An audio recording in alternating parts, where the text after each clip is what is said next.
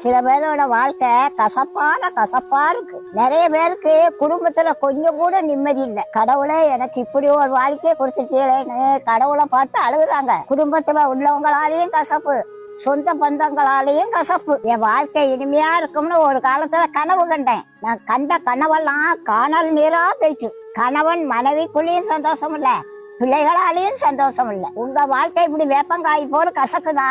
கவலைப்படாதீங்க. உங்க கசப்பான வாழ்க்கைய ஏசப்பா மதுரமா மாத்துவாங்க. ஆண்டவரோட பிள்ளைங்க வழிப்பயணமா போகும்போது தாகம் எடுத்தது. அங்க ஒரு நதி ஓடிச்சு. அந்த நதிக்கு பேரு மாறம். ஜனங்க தண்ணி அள்ளி குடிச்சு பார்த்தாங்களா, அது வேப்பங்காயா கசந்தது. மாறாங்க பேருக்கு அர்த்தமே கசப்பு. அந்த தண்ணிய குடிக்க முடியாம தாகத்தால தவிச்சு போனாங்க. அப்பதான் ஆண்டவர் ஒரு ஆலோசனை கொடுத்தாரு. இந்த மரத்து கிளைய வெட்டி தண்ணியில போடுங்கன்னு சொன்னாரு. கிளைய வெட்டி தண்ணியில போட்டாங்க. இப்ப தண்ணி அள்ளி குடிச்சு பார்த்தாங்க பாருங்களேன், அந்த தண்ணியே மதுரமா மாறிட்டுங்க.